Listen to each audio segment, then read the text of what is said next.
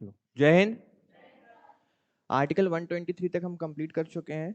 Article 123 आपका क्या था? राष्ट्रपति का अध्यादेश, ordinance power of the Indian president. अच्छा, अभी हम संविधान के किस भाग से गुजर रहे हैं? अगर हम 22 भागों की बात करें तो अभी हम संविधान के किस भाग में हैं? भाग 5 में है अब तक, और अभी भी हम भाग 5 में ही चल रहे हैं। भाग 5 का नाम क्या था आपके? संघ, यूनियन नाम था आपके भाग 5 का। तो बस उसी भाग 5 का अब एक अगला अध्याय पढ़ने जा रहे हैं हम, जो आपका आर्टिकल नंबर 124 से शुरू होगा, जिसका नाम है भारत का सुप्रीम कोर्ट, जिसे आप उच्चतम न्यायालय के नाम से भी जानते हैं। भारत में कितने उच्चतम न्यायालय हैं? केवल एक, है ना। स्टेट्स में हाई कोर्ट्स होते हैं जो एक से अधिक हैं और हो सकते हैं, परंतु आपका सुप्रीम कोर्ट केवल कितने हो सकते हैं? एक ही हो सकते हैं। हाँ, यदि सुप्रीम कोर्ट की बेंच यदि चाहे तो किसी अन्य स्थान पर स्थापित की जा सकती है, परंतु ये अनिवार्य नहीं है, बाध्यकारी नहीं है, इसलिए आज तक कहीं स्थापित भी नहीं की गई है। आपका सुप्रीम कोर्ट कहाँ पर है? दिल्ली में है। दिल्ली में ही है ना आपका सुप्रीम कोर्ट। अच्छा, सुप्रीम कोर्ट को आपकी न्यायालय में सबसे उच्चतम स्थान दिया गया, इसकी वजह क्या है? उच्चतम बोला जाता है ना क्योंकि उसका कार्य ही उच्चतम है। ऐसा क्यों? इसे ही सबसे उच्चतम क्यों माना गया है? सुप्रीम कोर्ट को सबसे उच्चतम क्यों माना गया है? कोई भी सबसे उच्च कब होता है, बताइए मुझे। कोई भी पद सबसे ऊपर कब होता है? सिंपल सा लॉजिक लगाकर बताओ, कोई भी पद सबसे बड़ा कब होगा? क्योंकि उसके ऊपर कोई अलग तंत्र उसको कंट्रोल करने के लिए जब नहीं होता तो वो सुप्रीम पावर कहलाती है ना। यदि हमारे ऊपर कोई होगा तो हम किसी के कंट्रोल में है या हम किसी के अंडर में क्या कर रहे हैं, उस पावर का उपयोग कर रहे हैं, परंतु सुप्रीम कोर्ट के ऊपर कोई है क्या? पहली चीज, हमारे देश में स्वतंत्र न्यायपालिका है। स्वतंत्र है। स्वतंत्र न्यायपालिका का अर्थ क्या होता है? किसी भी प्रकार का प्रेशर, दबाव या परिवर्तन करने का जो सक्षम है वो कोई नहीं है। क्यों नहीं है? क्योंकि हमारे यहाँ पर कार्यपालिका जो लेजिस्लेटिव है वो अलग रखा गया है, लेजिस्लेचर, और हमारे यहाँ जो आपका जुडिशरी सिस्टम है उसको कैसे रखा गया है? अलग रखा गया है। हमारे यहाँ कभी भी कार्यपालिका न्यायपालिका को छेड़ने का कार्य नहीं करती है। दोनों की शक्तियों का क्या किया गया है? बंटवारा किया गया है। तो आर्टिकल नंबर 124 आप में सुप्रीम कोर्ट के गठन की बात करता है। सुप्रीम कोर्ट आपका दिल्ली में है। सुप्रीम कोर्ट के नीचे आपके होता है हाई कोर्ट, जो राज्यों में होता है, और हाई कोर्ट के नीचे आपके होते हैं अधीनस्थ न्यायालय, जिसे आप जिला सत्र न्यायालय भी कह सकते हैं। कोई भी मामला सबसे ऊपर अधिकतम कहां तक जा सकता है? सुप्रीम कोर्ट तक जा सकता है। सुप्रीम कोर्ट के बाद वो मामला कहीं और जाता है क्या? नहीं जाता। केवल एक स्थिति में, कि जब किसी को मृत्यु दंड या फांसी की सजा दे दी गई हो तो केवल एक व्यक्ति है जो उस मृत्यु दंड को माफ कर सकता है। वो कौन है? राष्ट्रपति है। ठीक है, तो एक ही शक्ति राष्ट्रपति के पास कि वो या तो सजा को कम कर सकते हैं या मृत्यु दंड की सजा को आजीवन कारावास में परिवर्तित कर सकते हैं। तो ये सब चीजें नॉर्मली इंट्रोडक्शन था जो आपको पता है और पता होना भी चाहिए। अब सुप्रीम कोर्ट में जजेस कितने होते हैं, ये जज चुने कैसे जाते हैं, ये कार्य कैसे करते हैं, ये संवैधानिक पीठ आपने शब्द बहुत सुना होगा, ये डिवीजन बेंच या डिवीजन पीठ आपने बहुत सुना होगा। तो इसका मतलब क्या होता है? कभी आपने सुना होगा कि 5 जजों की संवैधानिक पीठ ने ये निर्णय सुनाया। तो 5 जजों की पीठ को संवैधानिक पीठ क्यों बोला गया? ये 3 जजों की डिवीजन बेंच ने ये डिसीजन सुनाया, तो इन 3 जजों की जो बेंच है उसको डिवीजन बेंच क्यों बोला गया? तो ये चीजें हमें पता होनी चाहिए। उसके बाद, अगर सुप्रीम कोर्ट का जज बनना है तो कैसे बन सकते हो, और इन सबसे पहले कि सुप्रीम कोर्ट बना कब, क्यों बना, कैसे बना, किस एक्ट के तहत बना। ठीक है, तो ये चीजें आज हम देखेंगे। एकदम सरल चीजें हैं, बहुत मुश्किल नहीं है, आराम से आपको सारी चीजें समझ में आएंगी। इसमें कोई बहुत बड़ा लॉजिक या मैथमेटिक्स नहीं है, सीधी सीधी चीजें चलेंगी, आपको समझना पड़ेगा। और एक कोलोजियम सिस्टम सिस्टम का आपने नाम सुना होगा। तो कोलोजियम सिस्टम क्या होता है, वो कैसे आया, कैसे उसको समाप्त करने की कोशिश की गई, और वापस से वो कैसे अस्तित्व में फिर से आया, तो वो चीजें आज हम आज के लेक्चर में देखने वाले हैं। तो शुरू करें, चलिए। सुप्रीम कोर्ट को उच्चतम न्यायालय बोलते हैं। ठीक है, तो कंफ्यूज मत होना। उच्च न्यायालय यदि मैं बोलूं तो मैं किसकी बात कर रहा हूं?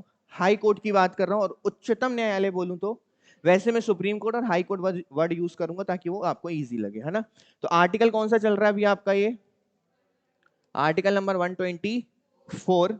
देखिए, भारत का सर्वोच्च न्यायालय न्यायिक समीक्षा की शक्ति के साथ देश का शीर्ष न्यायालय है। क्या लिखा है यहां पर?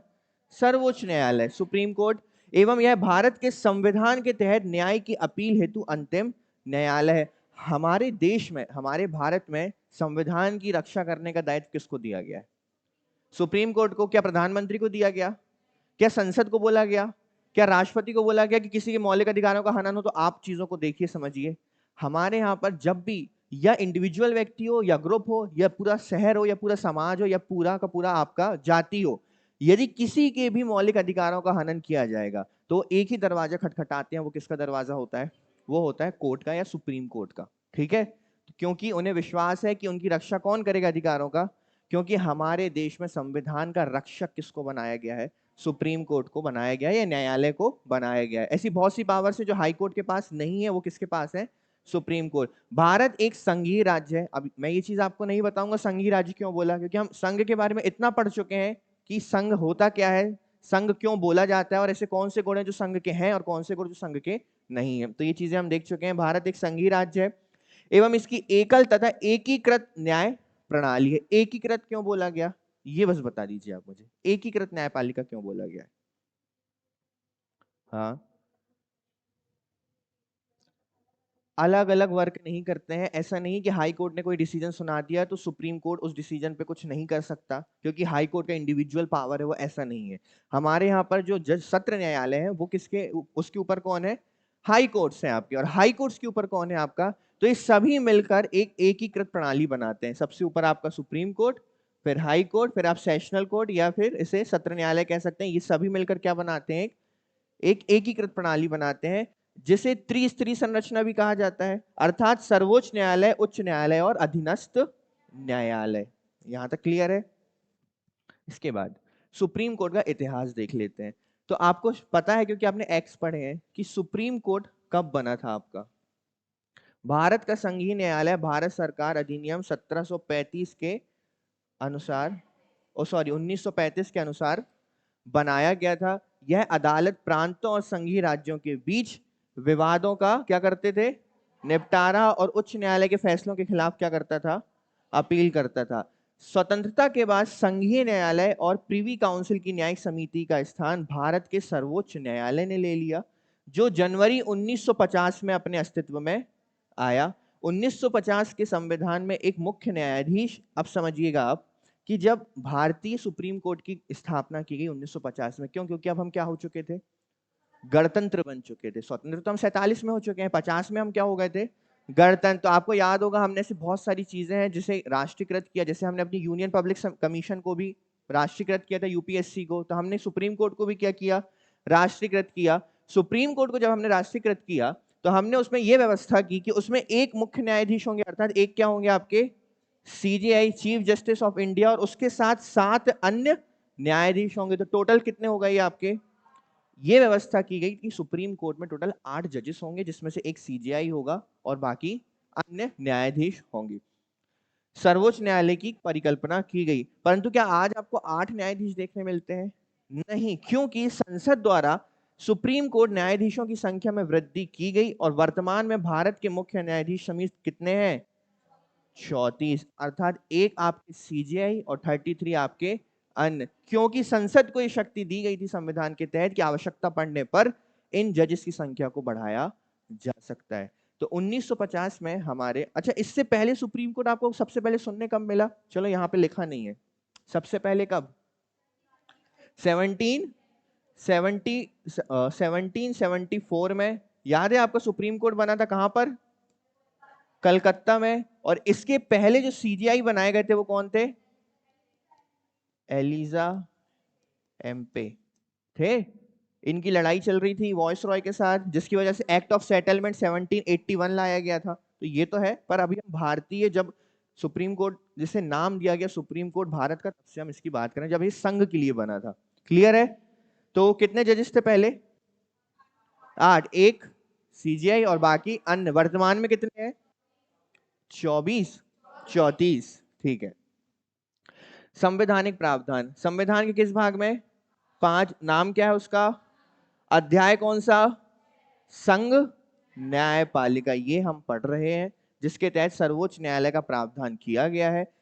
संविधान के भाग 5 में आर्टिकल नंबर 124 से लेकर 147 तक सर्वोच्च न्यायालय के संगठन, स्वतंत्रता, अधिकार क्षेत्र, शक्तियों एवं प्रक्रियाओं से संबंधित ये है।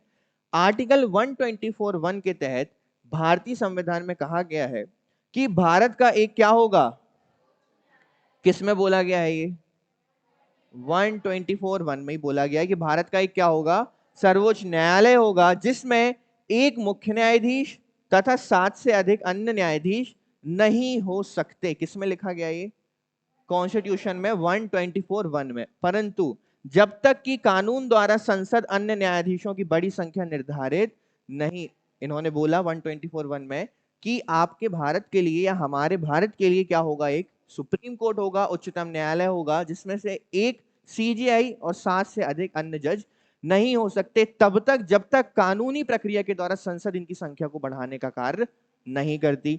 भारत के सर्वोच्च न्यायालय के क्षेत्राधिकार को सामान्य तौर पर मूल अधिकार क्षेत्र, अब यहां समझिएगा क्योंकि हम इसे कल के लेक्चर में पढ़ेंगे, जो सर्वोच्च न्यायालय के क्षेत्राधिकार हैं वो किस प्रकार से डिवाइड है। पहला मूल अधिकार क्षेत्र, ये हो गया नंबर 1। दूसरा अपीलीय क्षेत्राधिकार, ये हो गया नंबर 2। और तीसरा है आपका सलाहकारी क्षेत्राधिकार, ये हो गया नंबर 3। ये सारे क्षेत्राधिकार मैं आपको कल के लेक्चर में जब हम इसकी वर्किंग पढ़ेंगे तो मैं बताऊंगा। अभी केवल इसके 3 क्षेत्र याद रखिए। कौन कौन से, पहला मूल अधिकार संबंधी क्षेत्राधिकार, दूसरा अपीलीय क्षेत्राधिकार और तीसरा सलाहकार। ठीक है, मूल अधिकार मतलब होता है जब सुप्रीम कोर्ट हमारे मूल अधिकार से संबंधित कोई कार्य करता है तो उसे बोला जाता है मूल अधिकार से संबंधित क्षेत्राधिकार।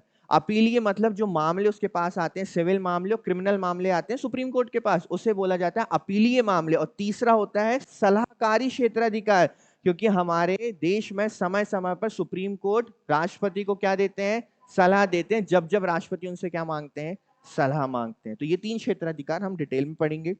में वर्गीकृत किया जा सकता है। हालांकि सर्वोच्च न्यायालय के पास अन्य कई शक्तियां इसके अलावा भी हैं।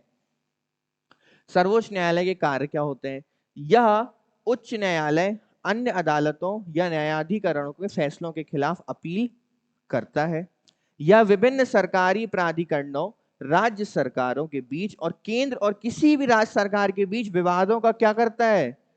आप जानते हैं कि केंद्र और राज्यों के बीच कभी भी किसी भी चीज को लेकर, अब देखो टैक्स को लेकर विवाद हो सकता है, भूमि को लेकर विवाद हो सकता है, जल का विभाजन को लेकर, या जल किसको कितना मिलेगा, नदी कई बार डिवाइड होती है ना एक स्टेट में। अब मान लीजिए कि मध्य प्रदेश से मां नर्मदा निकल रही है, ठीक है। अब नर्मदा नदी 3 राज्यों में बहती है, एक गुजरात और एक महाराष्ट्र, मध्य प्रदेश गुजरात और, अब कल को मध्य प्रदेश डैम बनाकर गुजरात में और महाराष्ट्र में जाने वाले पानी को रोक दे, तो ऐसे में विवाद उत्पन्न होगा मध्य प्रदेश, गुजरात और महाराष्ट्र के बीच। ऐसी स्थिति में विवाद कहां पर जाएगा, सुप्रीम कोर्ट। और इन राज्यों के बीच होने वाले इस विवाद का निपटारा कौन करेगा, फिर हमारे सुप्रीम कोर्ट, माननीय सुप्रीम कोर्ट करेंगे। यह अपनी सलाहकारी भूमिका में उन मामलों की भी सुनवाई करता है जिन्हें राष्ट्रपति के पास संदर्भित करता है। अच्छा, आपने एक चीज देखी होगी, हमारे यहाँ पर अभिव्यक्ति की आजादी के नाम पर राष्ट्रपति हो, चाहे प्रधानमंत्री हो, चाहे मंत्री परिषद हो, चाहे कोई भी व्यक्ति हो, मुख्यमंत्री हो आपके, कोई भी रक्षा मंत्री, वित्त मंत्री, सड़क मंत्री, किसी को भी अपशब्द बोले जा सकते हैं, बोले जा सकते हैं। आपने मीडिया में सुना ही होगा, आज भी अगर हमारे देश के पीएम को कोई गाली दे सकते हैं कि पीएम ये है, पीएम चौकीदार है, और अन्य अलग बुरे बुरे शब्दों का उपयोग किया जाता है। परंतु आपने कभी किसी को भी, चाहे सुप्रीम कोर्ट का फैसला किसी के पक्ष में हो चाहे पक्ष में ना हो, क्या आपने कभी भी किसी को सुप्रीम कोर्ट के विरुद्ध बोलते देखा है। देखो, मन में तो बहुत बातें रखते हैं लोग, पर मुंह से निकालने में फर्क होता है ना, अभिव्यक्ति। ठीक है, तो क्या उस अभिव्यक्ति को आपने उजागर होते देखा है, नहीं देखा है। क्योंकि सुप्रीम कोर्ट एक ऐसा संगठन, या बोलना चाहिए एक ऐसा स्थान है जिसके पास खुद को सुरक्षित रखने के अधिकार है। अब जैसे कि प्रधानमंत्री को किसी ने कुछ बोला तो प्रधानमंत्री बोलेंगे अरेस्ट कर लो, इसको जेल में डाल दो। वो व्यक्ति अपनी अभिव्यक्ति के नाम की आजादी के नाम पर बोलेगा कि मुझे क्या कर दो, अब आप बाहर निकाल दो, वो मेरी अभिव्यक्ति की आजादी थी। हाँ, अगर उसमें कुछ बहुत ज्यादा बुरी चीजें होंगी तो उसको सजा जरूर मिलेगी, परंतु नॉर्मल तो बोल सकते हैं, जैसे आप बोल देते हो चौकीदार वगैरह, कुछ भी बोल देते हैं प्रधानमंत्री को। परंतु सुप्रीम कोर्ट के पास खुद की ये पावर है कि वो उसके विरुद्ध, उस व्यक्ति विशेष के विरुद्ध, वो कोई भी हो सकता है, वो चाहे देश का प्रधानमंत्री हो, चाहे वो देश का राष्ट्रपति ही क्यों ना हो, उसके विरुद्ध दंडात्मक कार्यवाही वो कर सकते हैं। ठीक है, कि आपने ऐसा बोला, इसलिए आपने कभी भी सुप्रीम कोर्ट, हमेशा जब भी ये जो आप डिबेट में बैठते हैं ना, 4-5 मूर्ख जब बैठ जाते हैं डिबेट करने के लिए, तो आपने उसमें सुना होगा कि सब सम्माननीय न्यायालय, माननीय न्यायालय, अंदर बहुत दुख भरा हुआ है कि माननीय न्यायालय ने बोल दिया 370 सही है, माननीय न्यायालय ने बोल दिया कि हाँ राफेल मामला सारा सही है, माननीय न्यायालय ने कुछ भी बोल दिया, हाँ बोल दिया, तो उस पर बहुत दिक्कत हो जाती है। ठीक है, इसके बाद सुप्रीम कोर्ट स्वतः संज्ञान लेकर भी मामलों, ये बहुत अच्छी पावर है सुप्रीम कोर्ट के पास कि ठीक है आप हमारे पास नहीं आओगे ना वाद लेकर, हमारे पास एक पावर है, हम स्वतः स्वतः ही उसकी क्या ले सकते हैं, संज्ञान ले सकते हैं। हमें लग रहा है कहीं कोई वाद है, हमें लग रहा है कि इस मुद्दे पर सुप्रीम कोर्ट को हस्तक्षेप करना चाहिए, तो सुप्रीम कोर्ट इस पर हस्तक्षेप कर सकता है। सुप्रीम कोर्ट द्वारा घोषित कानून भारत की सभी अदालतों और केंद्र के साथ साथ सभी राज्य सरकारों पर क्या होता है, ऐसा नहीं कि सुप्रीम कोर्ट ने सुना दिया कि ये चीज होगी और फिर केरला बोल रहा है हम नहीं मानते, कर्नाटका बोल रहा है हम नहीं मानते, तमिलनाडु बोल रहा है हम नहीं मानते। एक बार सामने बोलकर बताओ हम नहीं मानते। अगर आप में हिम्मत है तो एक बार सामने खड़े होकर बोलिए कि हम नहीं मानते, फिर सुप्रीम कोर्ट आपको उसको मनवा कर दिखाएगा। जुडिशियल पावर भारत में एक इतनी मजबूत पावर है, आप शायद उसकी पावर का अंदाजा नहीं लगा सकते। जो जज बैठते हैं उस कुर्सी पर, वो जज इतने पावरफुल होते हैं कि शायद आपने अक्सर ये रील्स वगैरह में आईएएस आईपीएस की पावर्स बहुत देखी होंगी, क्योंकि रील्स इतनी बनती है ना, क्या सुप्रीम कोर्ट के अंदर रील नहीं बना सकते? फर्क होता है। आईएएस आईपीएस पावरफुल होते हैं, परंतु अगर आप उनको भी कोई सुधार सकता है उनकी गलतियों पर या शिक्षा दे सकता है तो वो कौन है? पर सुप्रीम कोर्ट के जज को कोई शिक्षा दे दे तो आप मुझे एक एग्जांपल बता दीजिए कि किसी ने फटकार लगाई सुप्रीम कोर्ट के सीजीआई को, ये सुनने अगर आपको मिल जाए ना तो उस समय समझ लेना जीवन आपका धन्य हो गया। क्योंकि भारत में इतनी न्यायपालिका को शक्ति दी गई है कि कोई सुप्रीम कोर्ट की अवमानना नहीं कर सकता। यहां तक कि आपने सुना होगा आजकल तो सुप्रीम कोर्ट के जो वाद हैं वो ऑनलाइन भी चलते हैं कि अगर सामने खड़े आईपीएस आईएएस या किसी सामान्य वकील ने भी बदतमीजी की है तो वो साफ बोल देते हैं कि जेल में डलवा देंगे तुम्हें, और डलवा भी देते हैं, तुरंत भिजवा सकते हैं वो जेल तत्काल प्रभाव के साथ, इतने पावरफुल होते हैं। हमारे यहाँ पर ब्रिटिशर्स एक चीज छोड़ के गए हैं, वो है हमारी न्यायपालिका, और वो आज भी उसी प्रकार से वर्क कर रही है। हमारी न्यायपालिका में आपको भारतीय परंपरा अलंकरण देखने को नहीं मिलेंगे, ये चीज आप न्यायपालिका जाकर समझ जाओगे कंप्लीटली। एक तो उनकी बिल्डिंग्स आपको पूरे ब्रिटिशर्स टाइम की मिलेंगी, ठीक है, उसके बाद जब आप अंदर जाएंगे तो पूरा का पूरा जो वहाँ का एटमोस्फेयर है वो एकदम डिफरेंट लगेगा आपको, कल्चर ही अलग मिलेगा वहाँ पे। एक तो पूरी इंग्लिश लैंग्वेज चलती है न्यायपालिका में, ठीक है, और न्यायपालिका में जहाँ हिंदी भी चलती है तो हिंदी का जो लेवल है वो आपकी बुद्धि से बहुत ऊपर चला जाता है, ठीक है। तो कई बार आपने देखा होगा जैसे कि आपके एमपीपीएससी के ही जब वाद आते हैं कि क्या निर्णय है तो उसको 4 बार पढ़ना पड़ता है तो भी समझ में नहीं आता है, फिर यूट्यूब में जाकर आप उसका एनालिसिस देखते हो कि आखिर क्या बोला गया है ना। तो वो बहुत हाई सिस्टम चल रहा है आपका, ये कहीं ना कहीं प्रॉब्लम भी करता है। क्यों? एक पढ़ा लिखा व्यक्ति है जिसके पास एडवोकेट है, अब एडवोकेट यहाँ गेम क्या करते हैं कि कोई गरीब व्यक्ति उसको थोड़ी समझती न्यायालय की प्रक्रिया, उसको थोड़ी समझता कि न्यायालय अधिकरण प्राधिकरण अवमानना ये सब बोल रहे हैं, इसका मतलब क्या होता है। उस चीज को एक निम्न स्तर का व्यक्ति कभी नहीं समझ पाता। तो न्यायालय में अभी भी निम्न स्तर का व्यक्ति परेशान तो होता है, वकीलों की वजह से भी और वहां की भाषा की वजह से भी और वहां के कल्चर की वजह से भी, इसमें कोई दो राय नहीं है, ठीक है। तो चीजें धीरे धीरे रिफॉर्म होनी चाहिए, न्यायालय में भी रिफॉर्म होनी चाहिए, इसकी पद्धति बहुत सरल बननी चाहिए। आज भी व्यक्ति न्यायालय से डरता बहुत है कि एक बार जब हमने कदम रखा तो यहाँ से निकलना बहुत मुश्किल हो जाता है। सुप्रीम कोर्ट द्वारा घोषित कानून भारत की सभी अदालतों और केंद्र सरकार के साथ साथ सभी पर क्या है, बाध्यकारी है। सर्वोच्च न्यायालय का संगठन, सर्वोच्च न्यायालय 2019 के विधेयक में 4 न्यायाधीशों की वृद्धि की गई। इसमें मुख्य न्यायाधीश सहित न्यायिक शक्ति को 31 से बढ़ाकर कितना कर दिया गया, 34, और वर्तमान में कितना है, 34 ही है। मूल रूप से सर्वोच्च न्यायालय में न्यायाधीशों की संख्या 8 थी, आपको पता है, एक मुख्य न्यायाधीश और 7 अन्य न्यायाधीश हुए थे। संसद उन्हें विनियमित करने के लिए अधिकृत है, अर्थात बढ़ा या कम कर सकती है।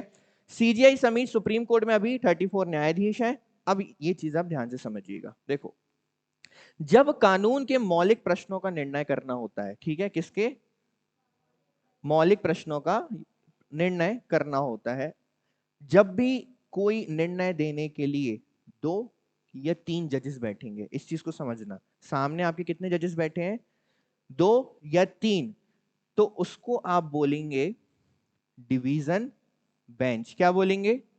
जब सामने 2 या 3 जजेस बैठकर आप उस वाद का निर्णय सुनाएंगे तो उसे क्या बोलेंगे, डिवीजन, कि 3 जजों की डिवीजन बेंच ने ये निर्णय सुनाया, क्लियर है। परंतु जब 5 या उससे अधिक न्यायाधीश बैठेंगे तभी बोला जाता है कि केशवानंद भारती वाद में संवैधानिक पीठ ने यह निर्णय सुनाया। क्यों? क्योंकि केशवानंद भारती वाद में 13 जजों की बेंच बैठी हुई थी। कितने जजों की?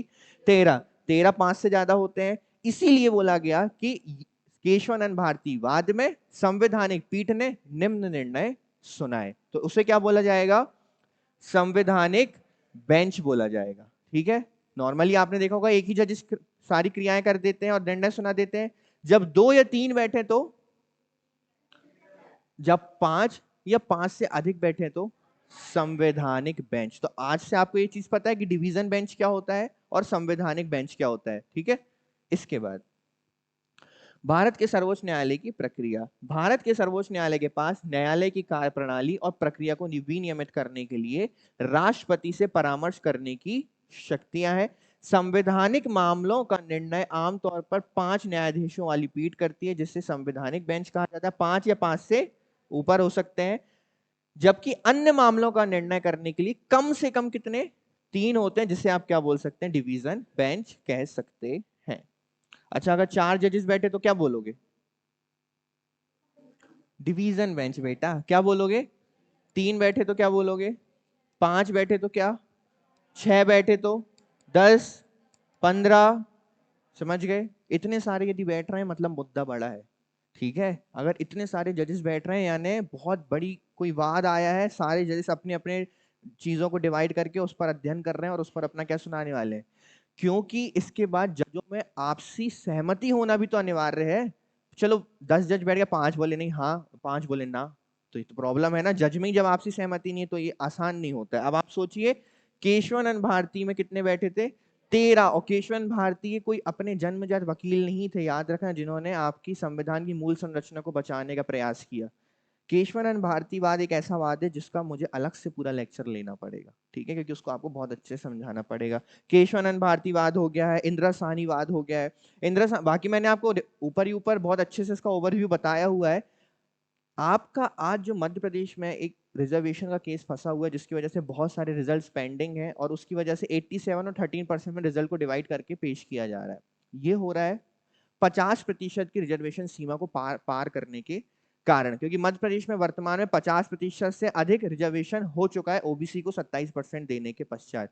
और इंदिरा साहनीवाद में बोला गया था कि देश में जो रिजर्वेशन है वो 50% से अधिक नहीं होना चाहिए, वरना उसे असंवैधानिक करार दिया जाएगा। तो अब उसका डिसीजन सरकार जब तक अपना फायदा नहीं निकाल लेंगी। अच्छा, आप सोचो, कल पता चला कि पटवारी की रिपोर्ट ही जल चुकी है।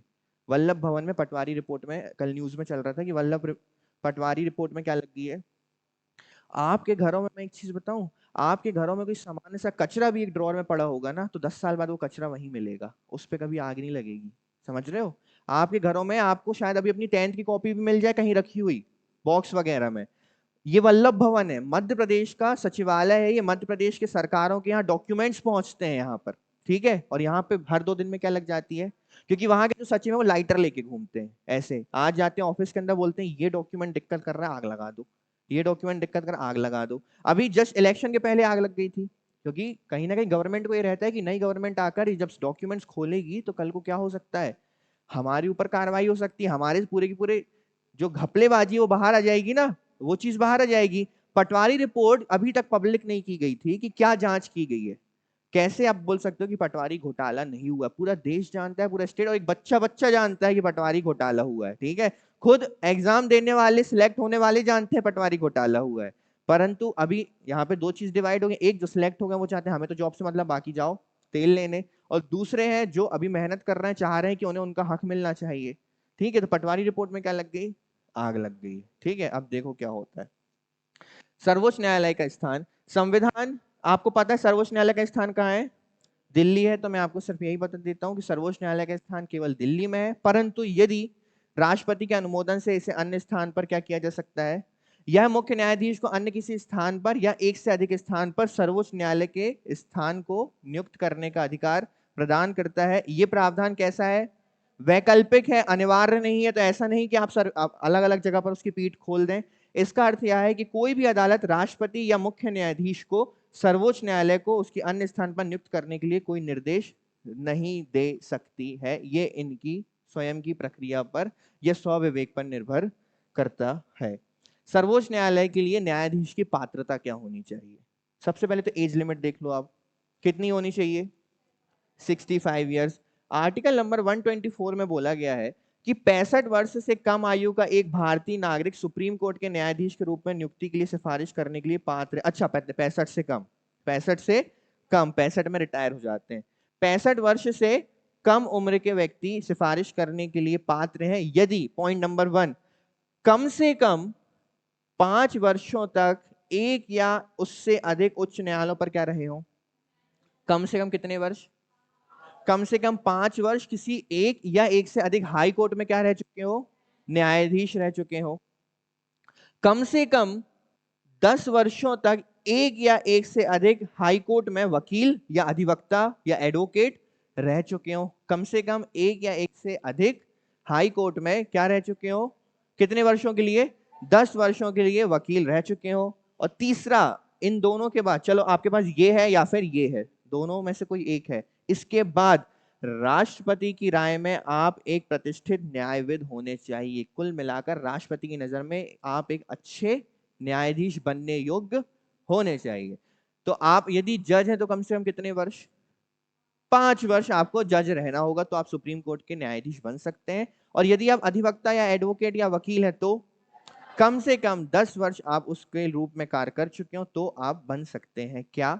सुप्रीम कोर्ट के न्यायाधीश। ठीक है, न्यायाधीशों की नियुक्तियां, इस चीज को ध्यान से समझना है ना। देखो, वर्ष 1950 से लेकर वर्ष 1973 तक मुख्य न्यायाधीश की नियुक्ति सर्वोच्च न्यायालय के वरिष्ठतम न्यायाधीश को भारत के मुख्य न्यायाधीश के रूप में नियुक्त करने की परंपरा चल रही थी। क्या? 50 से लेकर 73 तक की जो भी सबसे वरिष्ठतम है, वरिष्ठतम मतलब जो सबसे सीनियर, उसी को क्या बना दिया जाता था? सीजेआई बना दिया जाता था। वर्ष 1973 में इस परंपरा का उल्लंघन किया गया, तब 3 वरिष्ठ न्यायाधीशों को छोड़कर, यानी 3 सीनियर न्यायाधीशों को छोड़कर जो चौथे नंबर के न्यायाधीश थे जिनका नाम था एएन रे, उन्हें भारत के मुख्य न्यायाधीश के रूप में क्या कर दिया गया? नियुक्त किया गया। ठीक है, इसके बाद फिर से 1977 में इसका पुनः उल्लंघन किया गया। किसका उल्लंघन किया जा रहा है यहां पर? ये वरिष्ठतम जो चीजें चली आ रही थी कि सबसे सीनियोरिटी के अनुसार आपको क्या बनाया जाएगा? सीजीआई बनाया जाएगा। इसका फिर से क्या किया गया? उल्लंघन किया गया।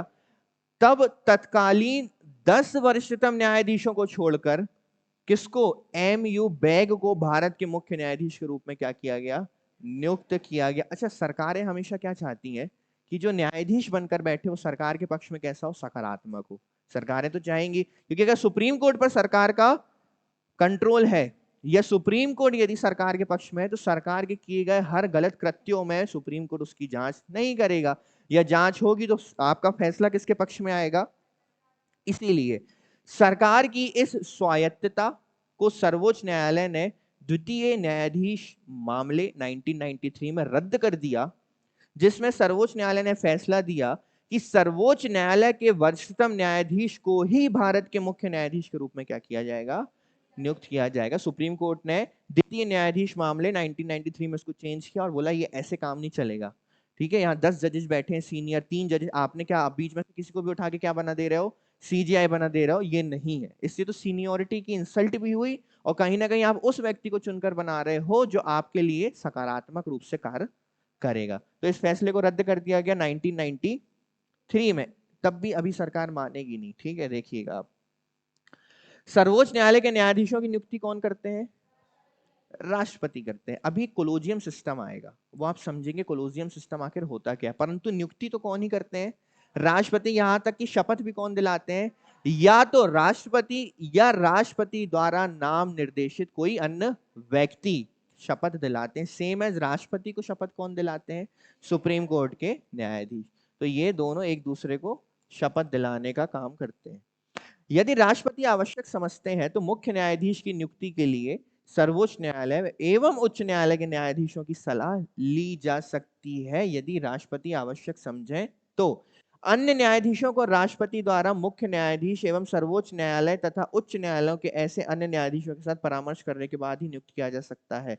देखो, अगर राष्ट्रपति को अन्य न्यायाधीश, यानी 34 में से बचे कितने? 33। अगर राष्ट्रपति को इन्हें नियुक्त करना है, यहां तक कि जो आपके हाई कोर्ट्स हैं उधर भी न्यायाधीशों की नियुक्ति कौन करते हैं?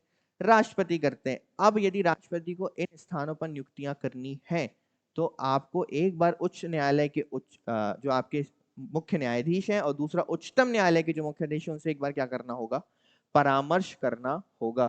मुख्य न्यायाधीश के अतिरिक्त किसी अन्य न्यायाधीश की नियुक्ति के मामले में मुख्य न्यायाधीश के साथ परामर्श करना क्या है, अनिवार्य है। अर्थात जो अन्य न्यायाधीश हैं आपके, वो चाहे हाई कोर्ट के हों चाहे वो सुप्रीम कोर्ट के हों, उन्हें अगर आप नियुक्त कर रहे हैं तो आपको एक बार सीजीआई से क्या करनी होगी, बातचीत या परामर्श करना होगा। शपथ प्रतिज्ञान, सर्वोच्च न्यायालय के लिए नियुक्त न्यायाधीश को अपना कार्यभार संभालने से पूर्व राष्ट्रपति या इस कार्य के लिए राष्ट्रपति द्वारा नियुक्त व्यक्ति के समक्ष क्या लेनी होती है। अब शपथ वो यही लेता है कि भारत के संविधान के प्रति सच्ची श्रद्धा और निष्ठा रखूंगा, भारत की प्रभुता एवं अखंडता को अक्षुण्ण रखूंगा, अपनी पूरी योग्यता ज्ञान और विवेक से अपने पद के कर्तव्यों को बिना किसी भय या पक्षपात, अनुराग व द्वेष के पालन करूंगा, संविधान एवं विधि की मर्यादा बनाए रखूंगा। तो आज से आप सभी क्या हुए, अच्छा मैंने पढ़ा तो मैं हो गया, ठीक है, आज फैसला सुनाऊंगा कल से मैं। न्यायाधीशों का कार्यकाल, संविधान ने सर्वोच्च न्यायालय के न्यायाधीशों का कार्यकाल तय नहीं किया है। कभी सुना है 5 वर्ष के लिए, कभी सुना है 6 वर्ष के लिए, 2 वर्ष के लिए, क्योंकि है ही नहीं, ठीक है। यह 65 वर्ष की आयु तक पदासीन रह सकते हैं। उसके मामले में किसी प्रश्न के उठने पर संसद द्वारा स्थापित अब देखो, आपने महाभियोग प्रक्रिया देखी है, अभी उसके बाद आएगी, वह राष्ट्रपति को लिखित त्याग पत्र देकर पद त्याग कर सकते हैं। संसद की सिफारिश पर राष्ट्रपति द्वारा उसे पद से हटाया जा सकता है। अब आप एक चीज समझना, हमने एक प्रक्रिया पढ़ी थी राष्ट्रपति में, महाभियोग, impeachment of the Indian president. ये जो प्रक्रिया थी आपकी याद है, पहले या तो लोकसभा में जाएगा या राज्यसभा में जाएगा, इन दोनों से पास होने के बाद साइन होने के लिए कहां जाएगा, राष्ट्रपति के पास, और यहां से कैसा बहुमत चाहिए, 2/3 विशेष बहुमत चाहिए। उसके बाद ही राष्ट्रपति उस पर क्या करेंगे, अपने हस्ताक्षर करेंगे, ठीक है। ये प्रक्रिया होती है महाभियोग की, और इसको बोला जाता है दोनों सदनों की सहमति के पश्चात राष्ट्रपति की स्वीकृति के बाद पद से हटाया जा सकता है। तो इसी प्रक्रिया से हटाया जाता है। राष्ट्रपति को, सुप्रीम कोर्ट के न्यायाधीशों को, आपके इलेक्शन कमीशन को, इन सभी को हटाने की प्रक्रिया समान है। दोनों सदनों से 2/3 विशेष बहुमत के बाद राष्ट्रपति की स्वीकृति के पश्चात आप उन्हें हटा सकते हैं।